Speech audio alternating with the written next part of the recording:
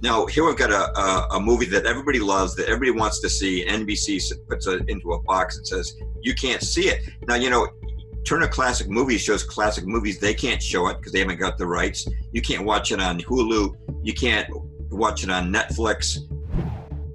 Friends, before we begin, just a quick thank you to this interview's sponsor, the new Patriot Brother X 2020 flashlight. One of the best things you can invest in for your home protection is a Patriot Brother flashlight. You'll never waste money on batteries again because the Patriot Brother flashlight is solar powered. It lights up the darkness with 800 lumens. There's a life-saving emergency strobe and 4 more unique lighting modes. And you can even charge your phone anywhere with the USB port. Other features include compass, magnet, rope and wire cutter, solar powered recharging, high and low beam LED modes, and an extended glass breaking hammer. This tactical flashlight is lightweight and durable. And it's the perfect gift for you and your loved ones this holiday season. You can save 20% right now on the new 2020 model before they sell out. So take advantage and get your family the gift of night protection. The link is below this video.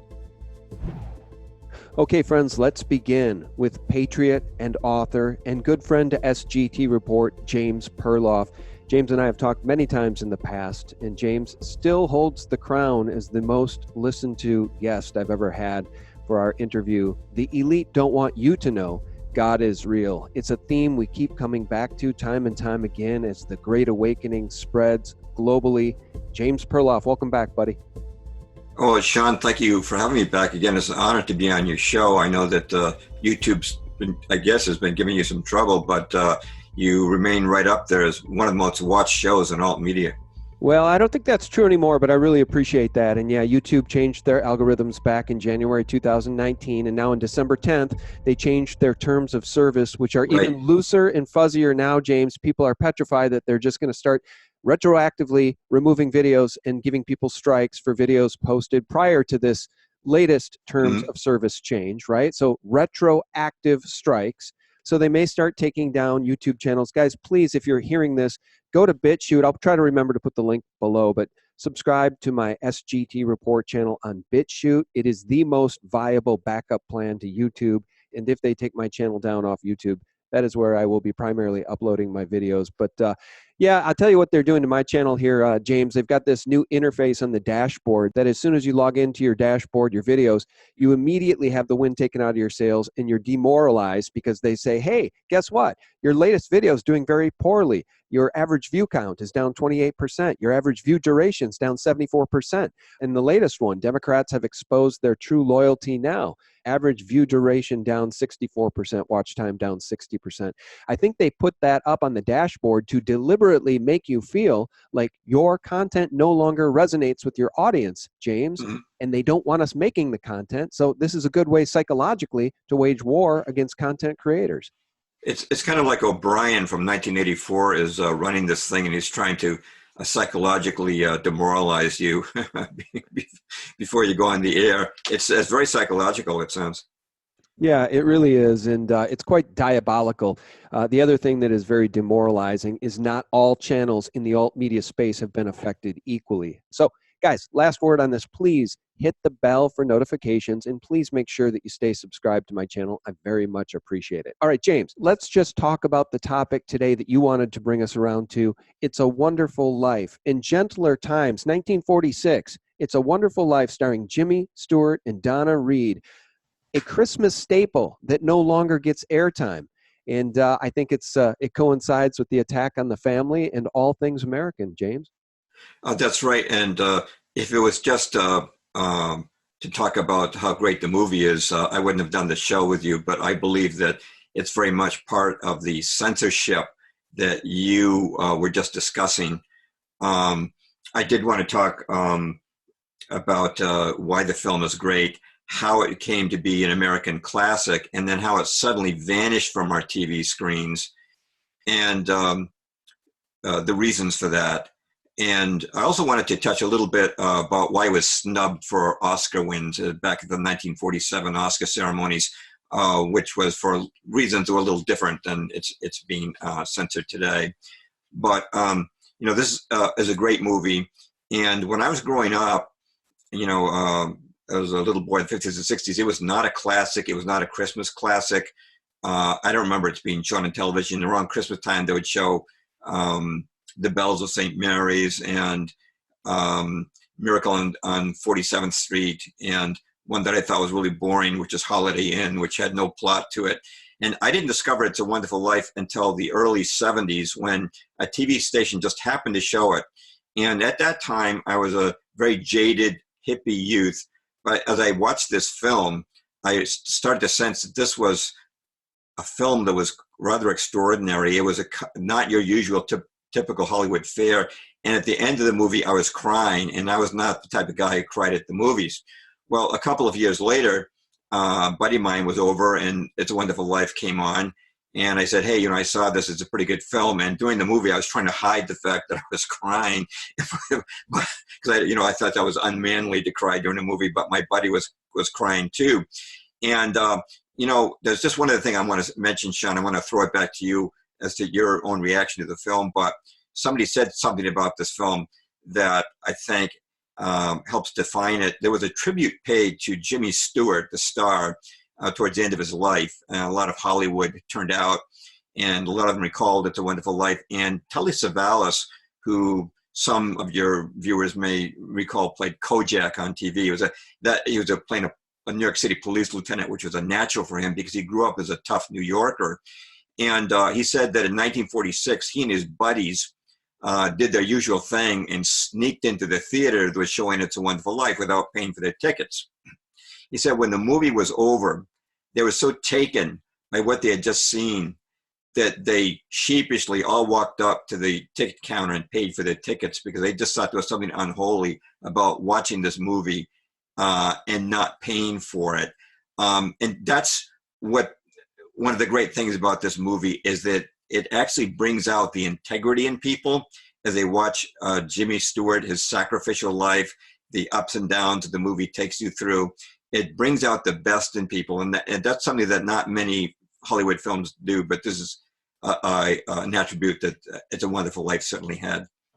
Well, the other thing about the movie that I think is so powerful is the fact that it's all about family, right? And the allegory of this movie made in 1946 stands true today, right? Which is corrupt bankers have usurped the power of the people and have enslaved so many to poverty. And in this case, Mr. Potter, the evil banker, has taken advantage of knowledge that he has, a mistake, an honest mistake that was made to destroy Jimmy Stewart's character and therefore destroy his family.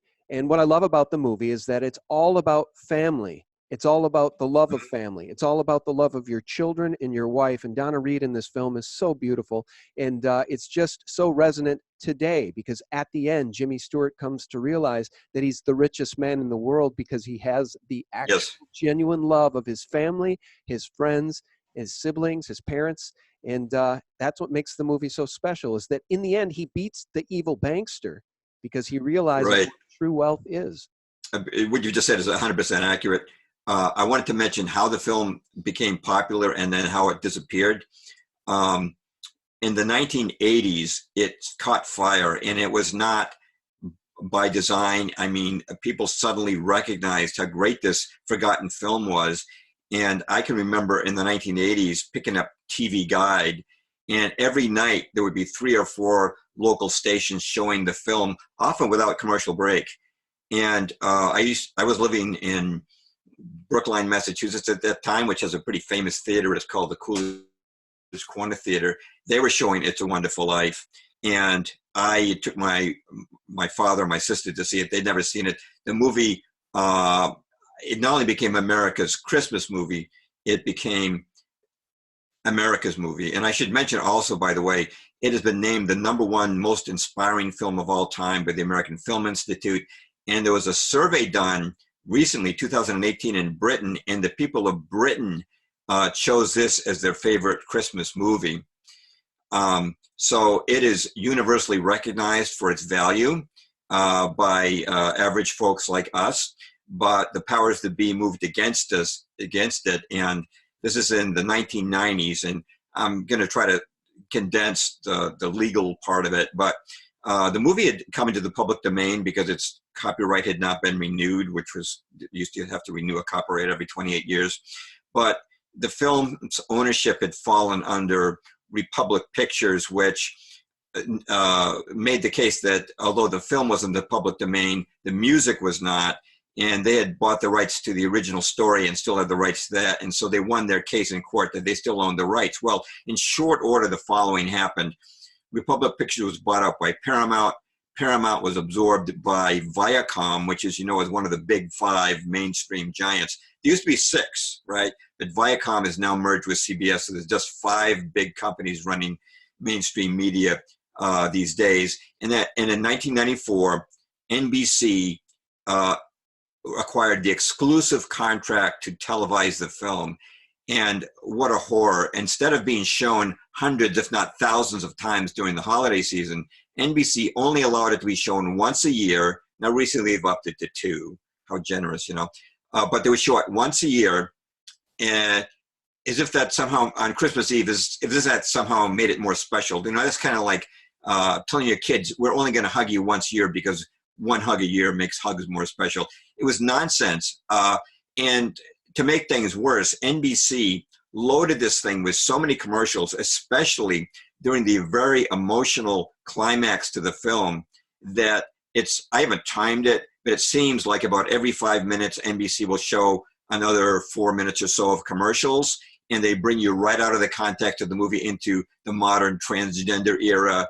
And they just basically just ruined the movie that way. And I remember once about 12 years ago, my family was watching NBC's showcasing of It's Wonderful Life, and there were so many commercials.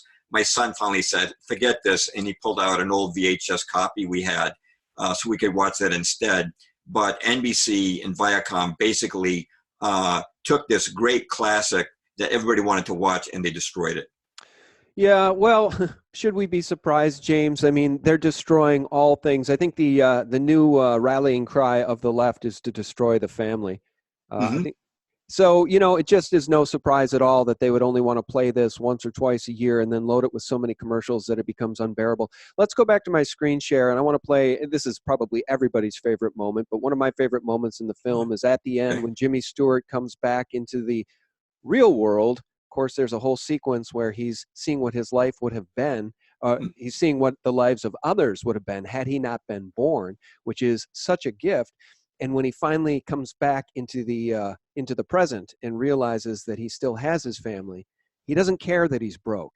But then a miraculous thing happens. It almost brings tears to my eyes, because wouldn't we all just wish to be loved this much by friends and family? So let's go back to my screen share here. This is when George Bailey, Jimmy Stewart's character's brother, surprises him by coming back from New York City.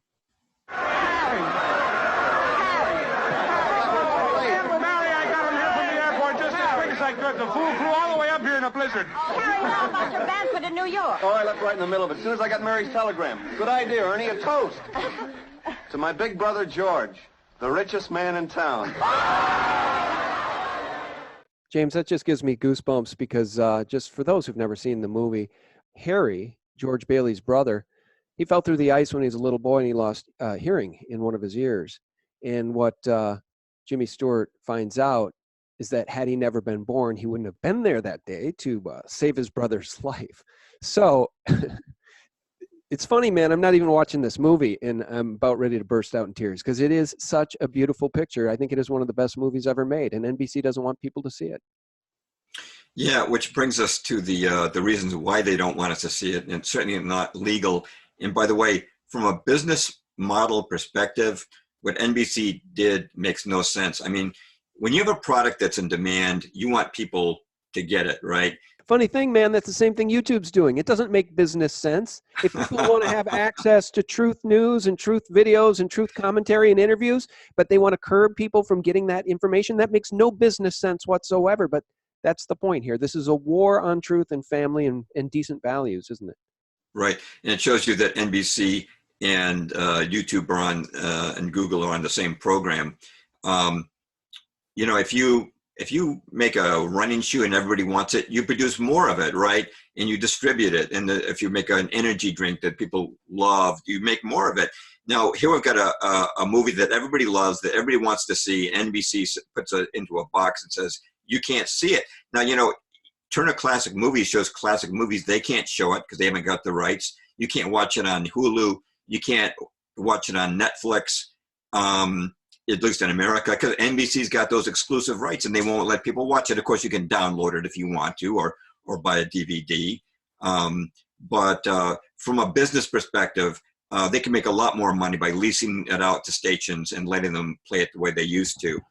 So let's talk about the real reasons why this movie has been censored. And if anybody doesn't believe that they're censoring politically incorrect material, you're not keeping up with what's going on social media platforms.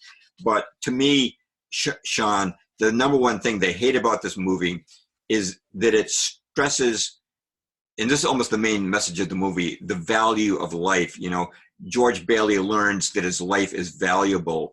In fact, the original novel was titled The Greatest Gift, that life is a gift from God. And he comes to appreciate his life at the end. But you know, the powers that be, they've got an anti-life agenda. They've got a population control agenda. I'm sure you've seen, you know, anybody can find this out by looking up, you know, population control quotes from the global elite online. But, you know, Robert McNamara was famous, president of the World Bank, for saying that the death rates must go up. Ted Turner has said that the world population must decline by 95%. Prince Philip said he wanted to come back as a deadly virus in his next life in order to handle the overpopulation problem. And you've got Bill and Melinda Gates, their foundation, screaming for population control, when in fact here in the West, Europe and America, we're actually not even at replacement rate with our birth rate, and yet they're saying we have to reduce that birth rate even more. So that was one thing, that this film really stands in the way of that agenda.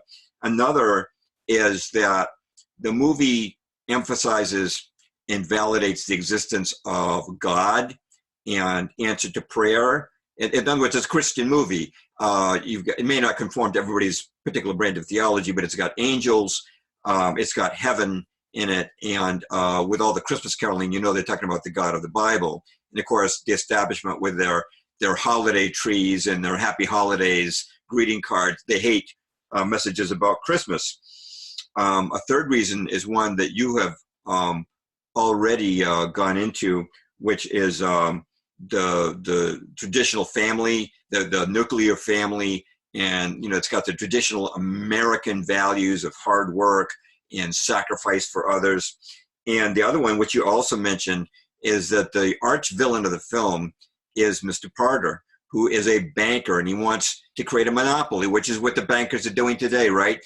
And in the scene where George Bailey looks at what life would be without him, Bedford Falls has become Pottersville, and it's become, people are poverty-stricken, the town is corrupt, people are getting drunk, there's sexual immorality, and I like to joke with my friends, you know what, America has really become Pottersville, and you know what, it all goes back to the bankers, right? The bankers are the ones who, with their debt system, are creating this system. So that's one more strike against this film as far as the powers that be go.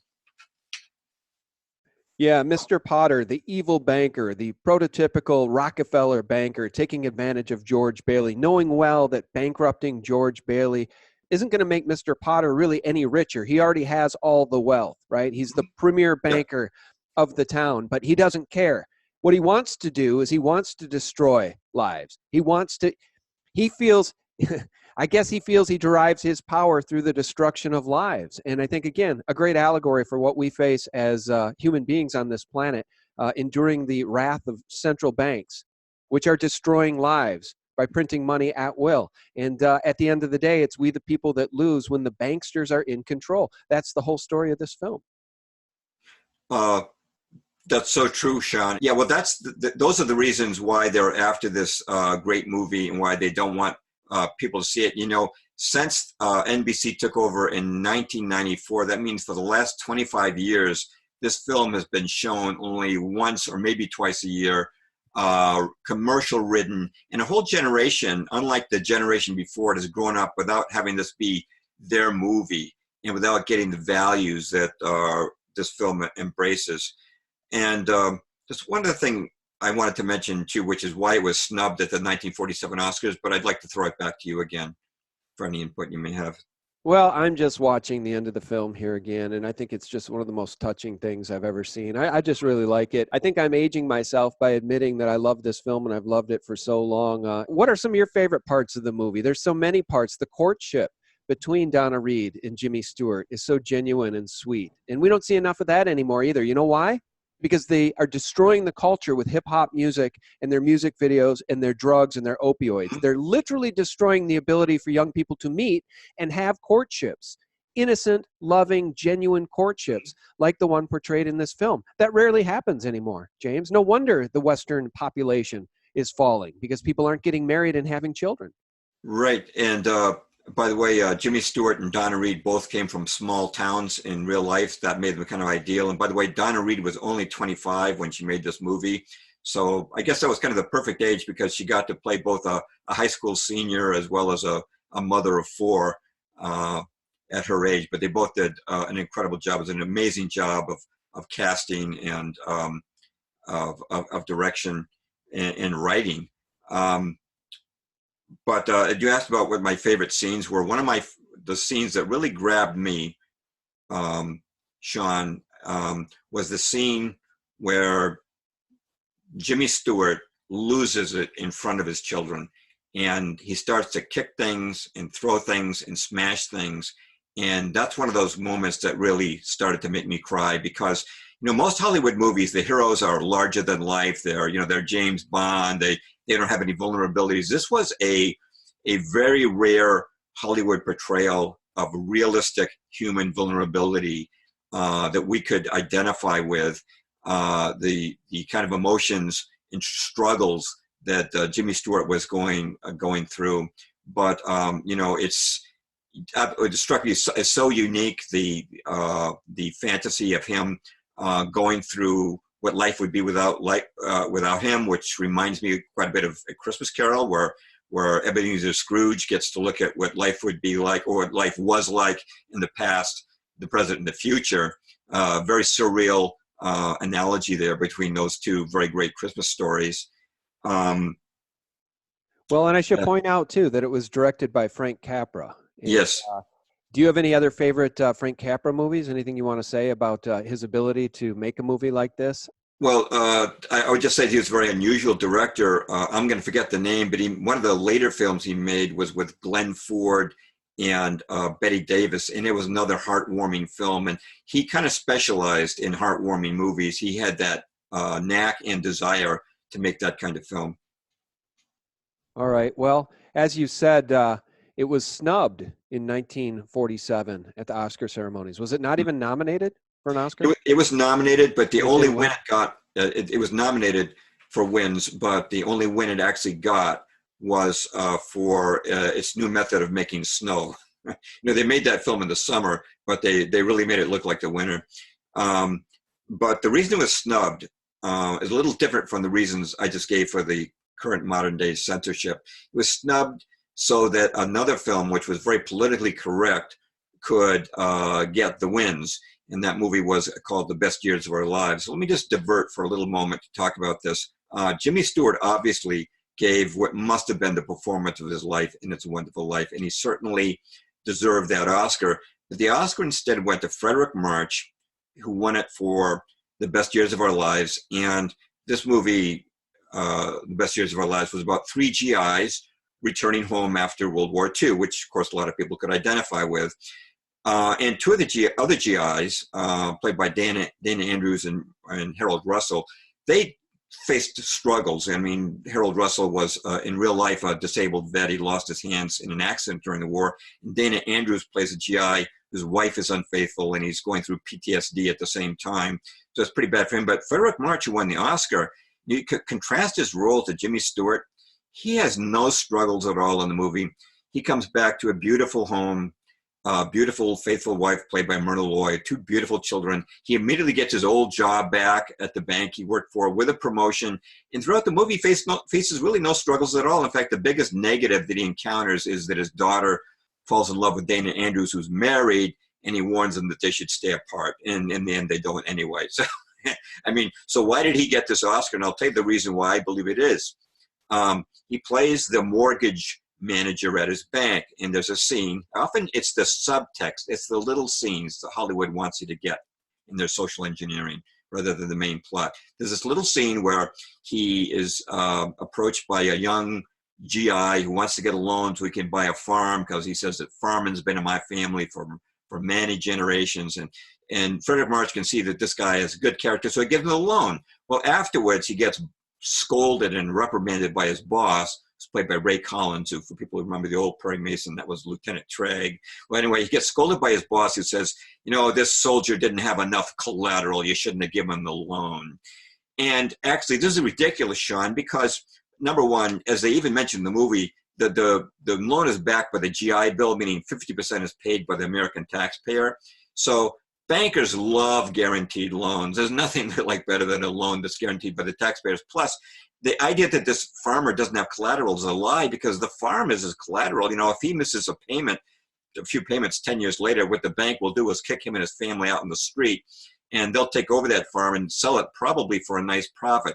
And then Frederick March's big moment comes at a banking convention where he gets drunk and he gives a 1-minute speech where he talks about the Battle of Okinawa, where he was supposedly at, and he says, how would we have won the Battle of Okinawa if we first insisted we had enough collateral, which doesn't even make sense. So let me tell you why he got the Oscar and not James Stewart. He was not making the speech on behalf of American soldiers. He was making the speech on behalf of the banksters.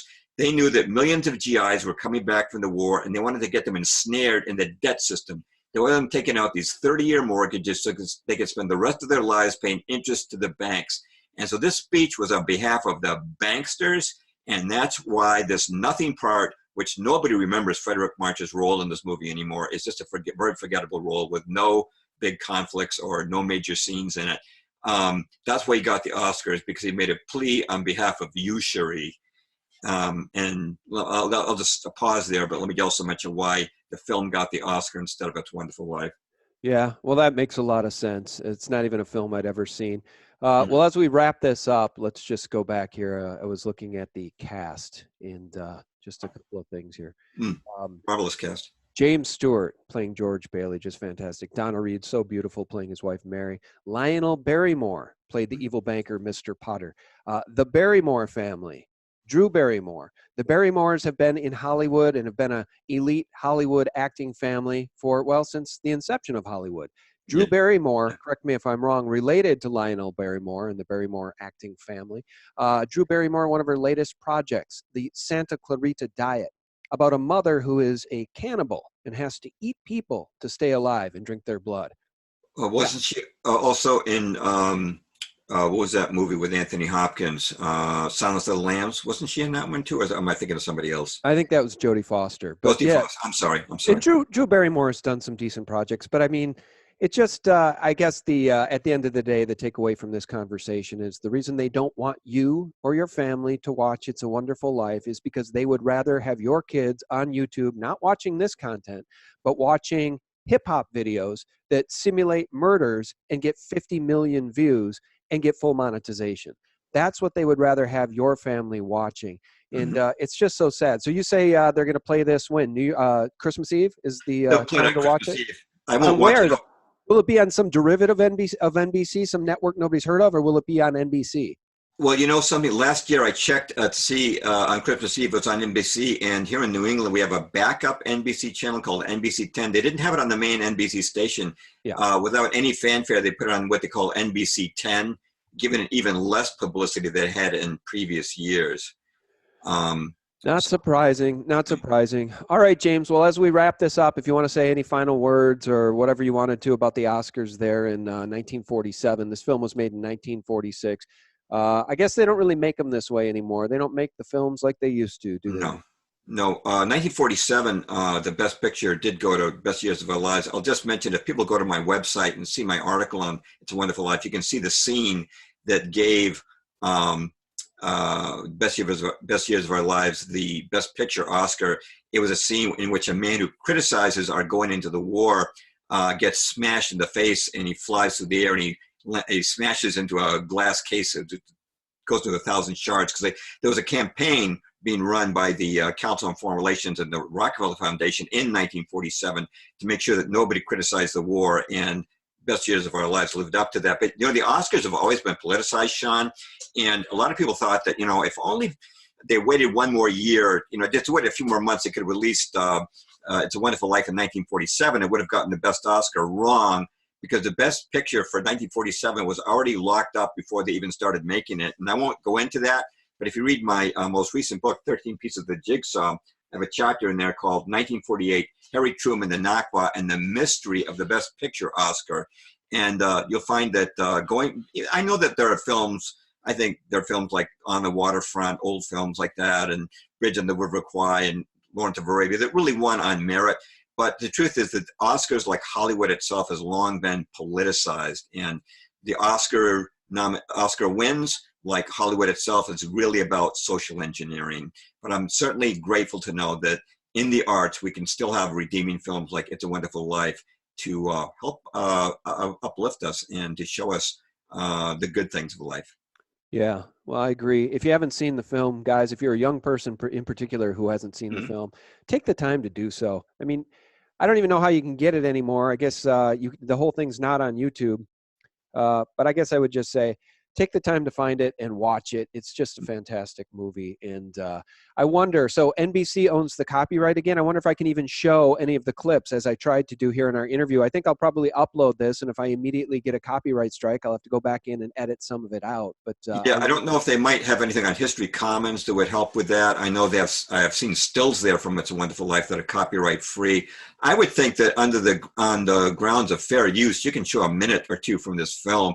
And certainly I'm sure on YouTube, they're letting people show a minute or two from the film. So I think on fair use and under the definition of fair use, you can show a very brief clip. It's not like you're showing the whole movie and you're going to make money off of that. Yeah, well, you'd think, but YouTube has a really neat copyright process in which if you play a clip from, say, BBC may file a copyright claim against you, and then if you get any advertising, which I rarely do, but if you get any advertising, all of the advertising money on, say, a 45-minute interview where you play a 1-minute clip from BBC, all of the ad revenue goes to the BBC. That's the YouTube. Like they needed it. All right, James, shout out your website, will you? Sure, it's jamesperloff.com. That's P as in Peter, ERLOFF, as in Frank. And, my most recent books are Truth as a Lonely Warrior, a primer on the New World Order. And the one that came out just this year, which supplements that book, is 13 Pieces of the Jigsaw. And the idea is to give you a full picture of the New World Order, because, if you're just trying to give people one piece of the New World Order, like chemtrails, they're not going to buy it. But if you can show them the overall picture, which these books attempt to do, you have a better chance of peeling off the matrix from these people and get them to see what the big picture is. So those are my latest books.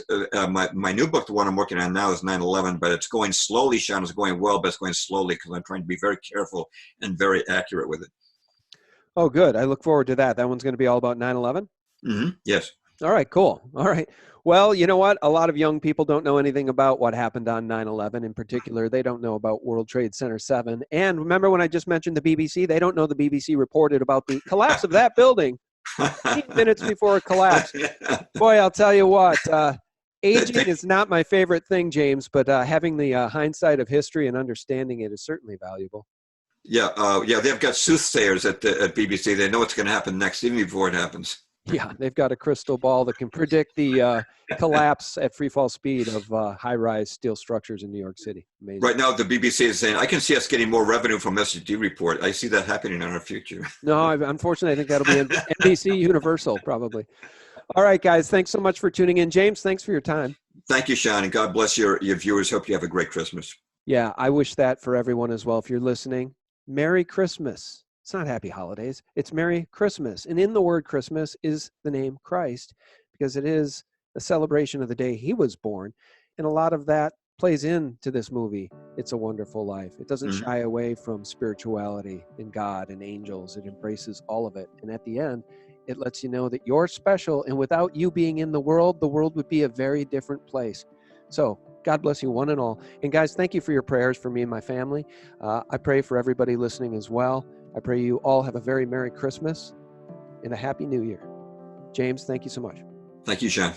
All right, guys. And for real news 24/7, you can visit us directly at sgtreport.com. We provide real news 24 hours a day there. The stuff you can't find from NBC, ABC, CBS, quote unquote news, certainly not on CNN. SGTreport.com, the antidote to corporate propaganda. God bless, guys. Bye-bye.